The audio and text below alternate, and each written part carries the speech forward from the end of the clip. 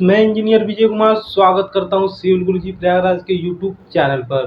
तो यहाँ पर हम लोग का आज इंटरव्यू सेशन होने वाला है। जितने भी हमारे 7वें बैच के ट्रेनी लोग हैं, इनका 2 महीने का पूरा सेशन खत्म होने वाला है। इन्होंने पूरा एस्टिमेशन सर्वे, क्वांटिटी सर्वे, बीबीएस, बिलिंग सारा कुछ कंप्लीट सीख लिया है। तो आज इनका जो है इंटरव्यू सेशन रखा गया है। तो आज मैं इनका एक-एक करके पूरा इंटरव्यू लूँगा और इनका जो है एक मॉक इंटरव्यू भी है, ताकि ये जो जिस जॉब के लिए जा रहे हैं उसके लिए प्रॉपर जो है प्रिपेयर हो करके यहाँ से जाएं। चलिए दोस्तों, हम स्टार्ट करते हैं। Good afternoon. हाँ, गुड आफ्टरनून। क्या लाए हो आप अपने साथ? पोर्टफोलियो सर, रिज्यूमे के साथ। पोर्टफोलियो रिज्यूमे के साथ। अच्छा अच्छा। Mister Prateek ji, yes sir.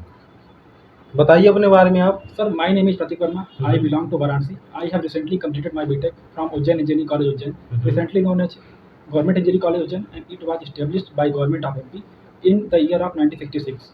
And then I have completed my major project on the design of check dam on the river Chandbhaga. And the minor project was also the extension of the major project. So both the project was at the same topic. Then I have worked for the 6 months in the company KG Tech Services Private Limited as a site engineer, where I have performed every work. And then I have taken training from the Civil Guruji, 2 month corporate training course, where I have learned detail estimation, BBS, quantity survey, land surveying, billing, contract and tendering, which is required in the industry nowadays, and which fulfill the demand of the industry. And now I am more ready to take more exciting challenge. And now I want to join a company, and now I am more ready to take more extra challenges, and I want to join a company to increase my abilities as well as to contribute in the direction of the company as well as myself. So thank you so much, sir. This is all from my side. Okay. जैसा आपने बताया कि आपने credit tech services private limited में work किया हुआ है, तो क्या जॉब रिस्पॉन्सिबिलिटी थी आपकी वहाँ पर? सर, वहाँ पे मेरी job responsibility as a site engineer थी, तो उसके कुछ काम थे जो वहाँ पे हमको परफॉर्म करने थे। जैसे कि हमको डेली के डेली टारगेट को अचीव करना था। डेली के डेली टारगेट को अचीव करने में जैसे कि वहाँ पे 3 चीज़ का ख्याल रखना था कि कितने मटेरियल हैं, कितने मैन पावर हैं, और कितना कॉस्ट लग रहा है इसको कंप्लीट करने में। बिल्कुल। तो सर, उसमें हमको ये ध्यान रखना था कि रोज़ का रोज़ कितना मटेरियल लगने वाला है, कितना पिछले दिन का बचा हुआ है, और जितना दोनों ऐड कर लेंगे, और जितना आज यूटिलाइज हुआ है, इसको माइनस करने के बाद हमको पता लगेगा कि कितना हमारा यूटिलाइज हुआ है। और इन तीनों को माइनस करने के बाद ये पता लगेगा कितना हमने रिमेनिंग है, मतलब आज के डेट बच गया है। जो आज का डेट में बच गया है वो कल फिर एक्स्ट्रा ऐड हो जाएगा। तो इस तरीके से हमको ये करना था, डीपीआर बनाना था और टारगेट को अचीव करना था। डीपीआर में डिटेल जो डेली प्रोग्रेस रिपोर्ट था वो बनाना था।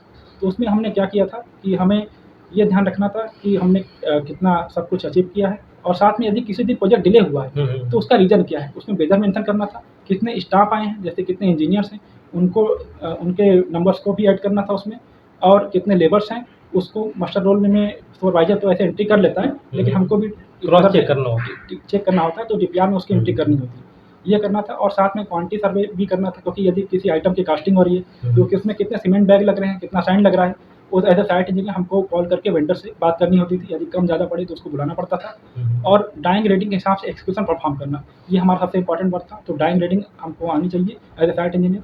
और यदि डाइंग में कोई मिसप्रिंट है या कोई प्रॉब्लम है, कोई एम्बिगिटी है, तो तुरंत मैं वहाँ के स्ट्रक्चरल इंजीनियर और आर्किटेक्ट से इसके बारे में बात कर लेता था, और इससे रिलेटेड जो भी वर्क है उसको मैं सॉर्ट आउट कर लेता था। और तो ये हमारे कुछ काम थे जो कि मैंने वहाँ पे परफॉर्म किया है। और जब वहाँ मैंने ज्वाइन किया है तो वहाँ पे जब सबसे पहले स्टार्ट किया तो सेंट्रल लाइन लेआउट से स्टार्ट हुआ था। तो उसके बाद मैंने सारा up to the staircase tower पूरे वर्क को परफॉर्म कराया। अच्छा अच्छा। तो कहाँ पर आपने ज्वाइन किया था, कहाँ पर वर्क हो रहा था उसका? सर, वो वाराणसी में एक कंपनी है KG tech services private limited, उसका उन्होंने टेंडर लिया था। और वाराणसी में एक जगह है कॉटन मिल। अच्छा, कॉटन मिल के एरिया में 2 फ्लोर सैनिक कॉम्प्लेक्स की बिल्डिंग बन रही थी, जिसका क्लाइंट गवर्नमेंट था। तो वहाँ पे मैंने as a site engineer work किया हुआ है। अच्छा अच्छा। क्या पूरा प्लॉट का एरिया क्या था? प्लॉट का एरिया सर उसका 17 बाई 8 मीटर इंटू 12.5 मीटर था। अच्छा अच्छा। बिल्कुल। तो वहाँ पर वर्क करते हुए क्या क्या चैलेंजेस को आपको फेस करना पड़ा था? सर, वहाँ पे बहुत चैलेंजेस है। जैसे हमने सेंट्रल लाइन लेआउट परफॉर्म कर दिया था। हाँ हाँ। तो उसके बाद एक दिन ऐसा हुआ कि बारिश हो गई। अच्छा। तो बारिश हो गई तो जितने भी हमने ट्रेंच एक्सपेक्ट कराए थे उसमें पानी भर गया था। तो हमारी as a site engineer responsibility थी, क्योंकि हम अब पानी में तो कंस्ट्रक्शन नहीं कर सकते, क्योंकि जब बिल बनेगा तो हमको जो मटेरियल पानी के नीचे होते हैं उसका बिलिंग नहीं हो पाता है। तो पहले हमको उन सारे वाटर को रिमूव करना पड़ता है सक करके। तो सक करके हमने रिमूव करने की कोशिश की, लेकिन बीच में पंप खराब हो गया। कुछ वाटर तो पंप से रिमूव कर दिए थे।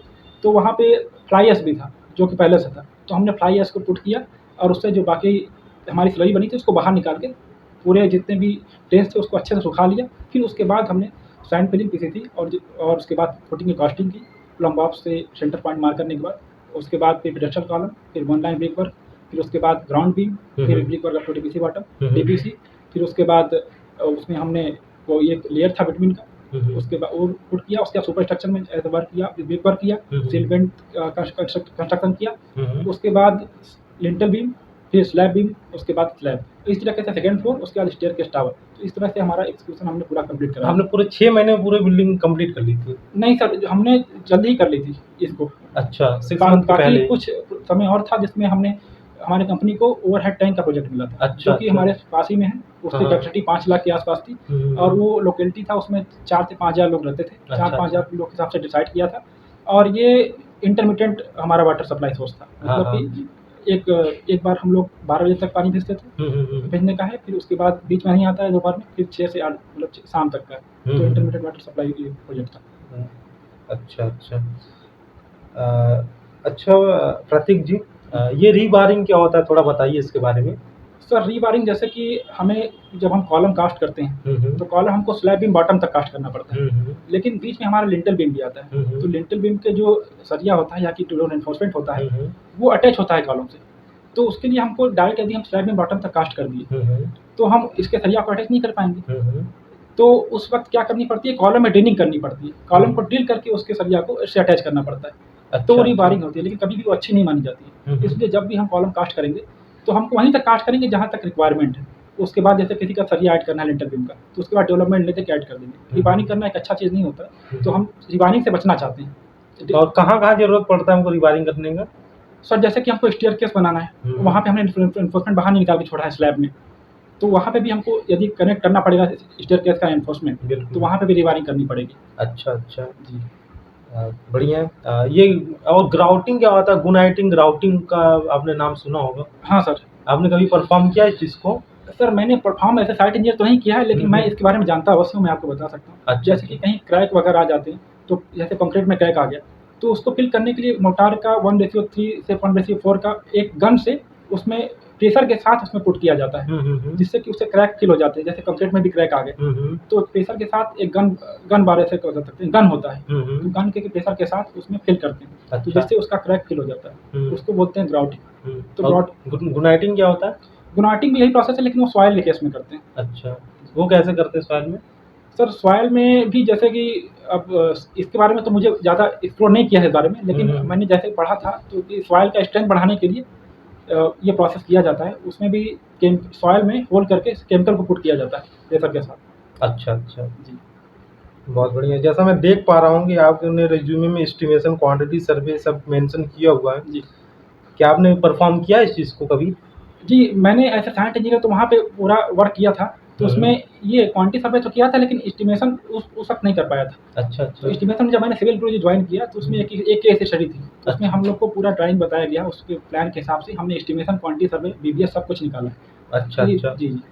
तो क्या ये जॉब आपने क्यों छोड़ दिया था 6 महीने करने के बाद? सर जॉब इसलिए छोड़ दिया था कि वहाँ पे मैंने एज़ अ फ्रेशर ज्वाइन किया था। तो एज़ अ फ्रेशर हमारे ऊपर सीनियर का भी काफ़ी प्रेशर था और वो जिस हिसाब से करते थे उस हिसाब से मुझे काम करवाना पड़ता था। लेकिन मुझे पता नहीं लगता था कि जो मैं काम करा रहा हूँ वो सही है कि नहीं। करवा तो लेता था, लेकिन अब उसके पीछे टेक्निकलिटी मुझे नहीं पता थी, टेक्निकल रीज़न नहीं पता था। जैसे कि हमको रिइंफोर्समेंट, जैसे कि हमको कंक्रीट कास्ट कर रहे हैं, जैसे कॉलम कंक्रीट कास्टिंग कर रहे हैं, तो इसमें M25 ग्रेड का ही कंक्रीट क्यों नहीं देना है, M15 का क्यों नहीं देना है। तो जब मैं सिविल गुरुजी का इंस्टीट्यूशन ज्वाइन किया, कोर्स किया, तो पता लगा कि आरसीसी के लिए मिनिमम ग्रेड M20 होता है।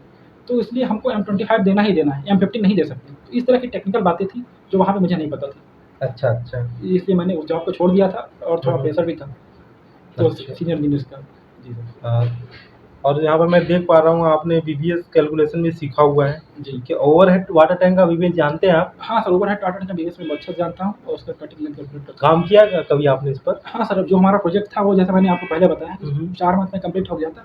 तो बाकी 2 मंथ में वो बीबीएस का उसका ही प्रोजेक्ट चल रहा था। तो मैंने अच्छा। उसका बीबीएस बनाया है, लेकिन बीच में मैंने कहा था मैंने रिज़ाइन कर दिया। तो उसका प्रोजेक्ट कंटिन्यू था, लेकिन मैंने बीच में ही रिज़ाइन कर दिया था कुछ वजहों से। तो मैं पूरा नहीं कर पाया था, लेकिन मुझे आता है बनाने, मैंने वर्क किया हुआ है। बिल्कुल। ओके। ठीक है। ये सेस क्या होता है?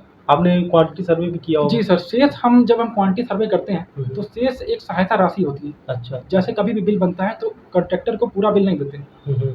जैसे कि नहीं, हमने क्वांटिटी सर्वे परफॉर्म किया था। तो जैसे हम कोई आइटम कास्ट करा रहे हैं, पुटिंग कास्ट करा रहे हैं, तो उसमें सारे कास्ट ऐड होते हैं। जैसे कि उसका तो मटेरियल होगा, कैरियज होगा और लेबर का होगा एफिशिएंसी। उसके बावजूद भी हमको वाटर चार्जेस जोड़ने पड़ते हैं एक्स्ट्रा।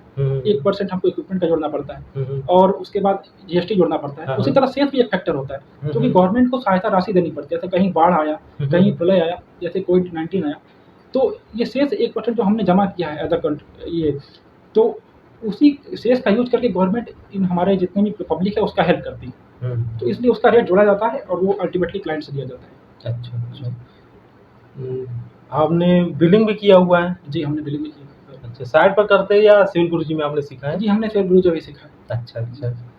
तो ये अर्नेस्ट मनी और ये सिक्योरिटी डिपॉज़िट और हमारा परफॉर्मेंस गारंटी, ये जी। सब क्या-क्या होते हैं? थोड़ा इसके बारे में बताइए। सर जैसे कि सबसे पहले अर्नेस्ट मनी डिपॉज़िट। हाँ, हाँ। तो जैसे ही हमें कोई कॉन्ट्रैक्ट मिलता है, हुँ, कॉन्ट्रैक्ट हुँ। मिलता नहीं, जैसे कि हम ऐसे बिडर भाग ले रहे हैं, हुँ, तो हुँ। हमको एक राशि जमा ही करनी पड़ती है जिसको बोलते हैं अर्नेस्ट मनी डिपॉज़िट। हुँ, हुँ। वो हमारी एक वैधता को बताती है। जैसे कि हमको 1 करोड़ का प्रोजेक्ट मिला, हुँ, हुँ। तो उसका जनरली 2% होता है, लेकिन जब 1 करोड़ का प्रोजेक्ट जैसे प्रोजेक्ट ज़्यादा का हो गया, तो 5 लाख लिमिट कर दिया जाता है ईएमडी। हुँ, हुँ। तो इसलिए उसको हम जमा करते हैं कि ताकि हम बता सकें कि हम इस काम को कराने में सक्षम हैं, हमको आपसे बार-बार पैसे नहीं माँगने पड़ेंगे। हुँ, हुँ। तो ये चेक करने के लिए कॉन्ट्रैक्टर कैपेबल है कि नहीं, तो 2% ईएमडी जमा करनी पड़ती है और जैसे ही हमको टेंडर मिल जाता है, हुँ। तो उसको एसडी के साथ यानी सिक्योरिटी डिपॉज़िट के साथ मैनेज कर दिया जाता है। वो ऐसे डायरेक्ट मतलब उसी के साथ वो वापस होता है। अच्छा। सर एसडी के बारे में तो एसडी सिक्योरिटी डिपॉज़िट होती है, हुँ, हुँ। जो कि किसी भी कॉन्ट्रैक्टर से बिल बनाते वक़्त हर एक बिल में चार्ज किया जाता है।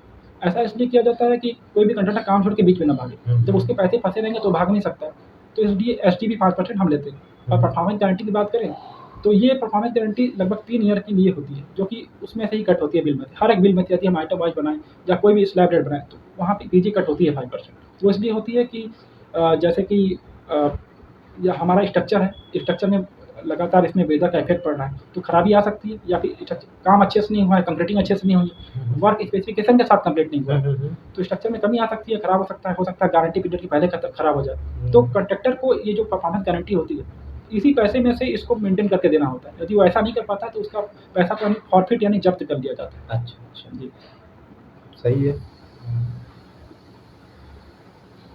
आपने डीपीआर फिल भी करना सीखा ही होगा? जी सर। अच्छा, पूरा साइट पे आप काम करते थे। हाँ। जैसा मैं आपको देख पा रहा हूँ, बढ़िया इलैबोरेट किया है आपने, हर चीज़ को जो है ब्रीफ डिस्क्रिप्शन दिया है, हर चीज़ का अच्छे से आपने जवाब दिया है। तो क्या सैलरी एक्सपेक्टेशन है आपकी? सर सैलरी मेरी पिछले वाली कंपनी में 20,000 से थी, तो इस वाली कंपनी में हम आपसे कम से कम 25 टू 1000 विद अलाउंस एक्सपेक्ट करते हैं। अच्छा, अच्छा। अगर मैं मना कर दूँ तब? सर आप कितना दे सकते हैं? मैं तो आपको 24 दे पाऊँगा। सर 24 ठीक है सर, मुझे कोई दिक्कत नहीं है, लेकिन लेकिन खाने-पीने का आप खुद ही व्यवस्था करना पड़ेगा। हाँ सर, वो मुझे मंज़ूर है, लेकिन आपको सर कम से कम 1 महीना मुझे आप ट्रायल बेसिस पे ले लीजिए। यदि मेरा काम अच्छा लगता है, मैं अच्छा काम करा रहा हूँ, आपके सारे क्राइटेरिया फुलफ़िल कर रहा हूँ, तो आप मेरी सैलरी बढ़ा दीजिएगा, मेरी डिमांड को फुलफ़िल कर लीजिएगा। ठीक है। आपको एक 1 मंथ के ट्रायल पर आपको रखा जा रहा है, जी। ठीक है? बाकी जो भी सैलरी 24 मिलेगा, लेकिन 1 मंथ के बाद आपका काम देखा जाएगा। अगर आप परफॉर्मेंस में ऐसा दे पा रहे हो, आउटपुट आपका मिल पा रहा है, तो उस हिसाब से आपकी सारी रिक्वायरमेंट जो है मान ली जाएँगी। Okay sir. ठीक है? Thank you so much sir. ठीक है, आप जा सकते हैं। सो व्यूअर्स, आपने देखा कि हमारे ट्रेनी ने जो है बहुत ही अच्छे से दमदार तरीके से हर चीज़ को जो है एक्सप्लेन किया है और मतलब अच्छे तरीके से इन्होंने अपने एक्सपीरियंस को भी बताया है। हर एक पॉइंट का जवाब इन्होंने बहुत अच्छे तरीके से दिया है। अगर आपको भी ऐसी प्रैक्टिकल ट्रेनिंग करनी है, ऐसी मॉक इंटरव्यू सीखना है, तो आप हमें सीधे कॉन्टैक्ट कर सकते हैं 9816 16 15 14 पर। जय हिंद।